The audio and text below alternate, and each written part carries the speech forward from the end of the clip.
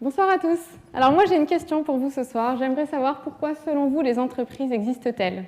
Il y a quelques années j'ai réalisé une école de commerce pendant laquelle j'ai appris plein de choses intéressantes du type comment monter un leverage buy-out ou encore comment vendre plus grâce aux 4 P du marketing. C'était il y a... Maintenant on parle plutôt des 10 P mais ça c'est une autre histoire. Ou encore effectivement comment réaliser une belle matrice SWOT. Alors c'était il y a pratiquement 10 ans pour moi et j'ai certainement oublié un certain nombre d'enseignements. Mais franchement, je ne me souviens pas qu'on m'ait posé la question de pourquoi les entreprises existent. Moi, je crois qu'elles existent pour créer de la valeur partagée, pour que notre planète se développe, pour générer du bien-être pour les êtres humains. En tout cas, c'est ce que nous dit le Programme des Nations Unies pour le développement en 90, à savoir le bien-être de l'être humain doit être la fin ultime du développement. En résumé, ça veut dire quoi? Ça veut dire que quand on crée une école, c'est pour éduquer et donc pour apporter du bien-être. Quand on a créé une société d'électricité, c'est pour apporter un confort dans le quotidien des gens et donc pour apporter du bien-être. Du coup, quand j'entends des chiffres tels que dans le monde, un travailleur meurt d'une maladie ou d'un accident lié au travail toutes les 15 secondes, ou on dénombre chaque année environ 50 000 personnes atteintes de maladies professionnelles en France, ou enfin, en France, le coût annuel du stress est d'environ 3 milliards d'euros, et ben ça me donne des boutons. Je me dis que parfois, on doit se partager un neurone pour 4 dans les entreprises, parce que ces chiffres, ils démontrent quoi? Ils démontrent qu'on veut générer du bien-être pour l'être humain, mais que manifestement, c'est pas grave si on le fait par du mal-être. On veut un output qui soit du bien-être, et on a un input qui est du mal-être. Donc ça, pour moi, c'est juste pas possible. Ça ne peut pas exister. C'est une aberration. Donc moi, ce que je vous propose, ce que j'ai envie de faire ce soir, c'est de vous inciter à mettre en place un management qui soit différent, un management durable, qui soit vecteur de bonheur au travail.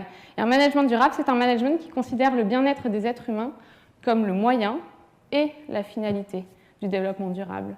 Alors vous, RH, ici présents, vous avez 3 clés, 3 étapes dans votre mode d'emploi pour mettre en place ce bien-être au travail. 3 étapes pour passer de gestionnaire de ressources humaines à véritable Chief Happiness Officer. Et pour ceux qui n'aiment pas les anglicismes, directrice, oui c'est possible, du bien-être au travail. Alors, je suis un peu en retard et du coup, la première étape du mode d'emploi, c'est de donner du sens. On en a besoin. Patron ici présent, moi je vous mets au défi de me certifier que 100% de vos salariés sont en capacité de répondre à ces 3 questions. 1, qui sont vos parties prenantes? 2, quels sont leurs besoins? 3, en quoi la stratégie de mon entreprise répond à ces besoins? Une fois que le sens il est clair, il est connu, il est partagé, maintenant vous pouvez travailler sur la deuxième brique. La deuxième brique, c'est de travailler sur des relations authentiques. On n'arrête pas d'être en relation justement avec nos peurs respectives. On communique avec nos mécanismes de défense. Et je ne sais pas vous, mais moi je peux vous assurer que ça me fatigue d'être en relation avec vos mécanismes de défense.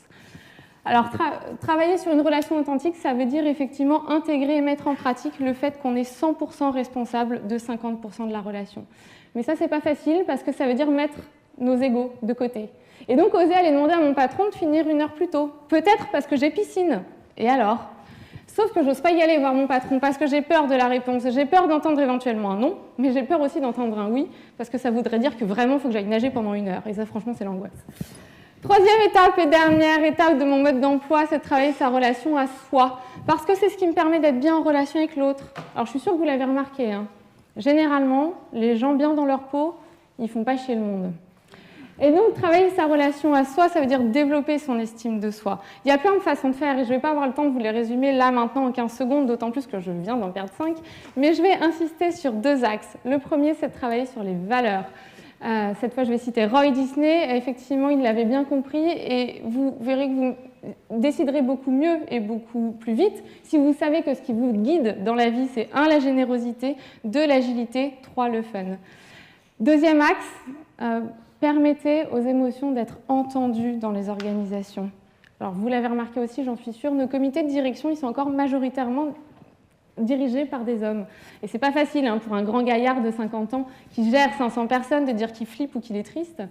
Mais je crois que, du coup, implicitement dans les organisations, on n'a pas la capacité d'exprimer les émotions. Or, ce sont nos émotions qui nous guident, qui nous permettent de nous positionner et qui sont donc vecteurs de notre propre bien-être dans les organisations.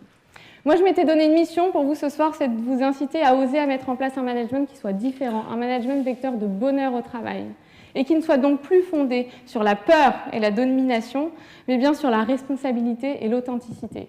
Alors on dit souvent « Ok Steph, c'est beau ton truc, mais comment je suis sûre que ça fonctionne?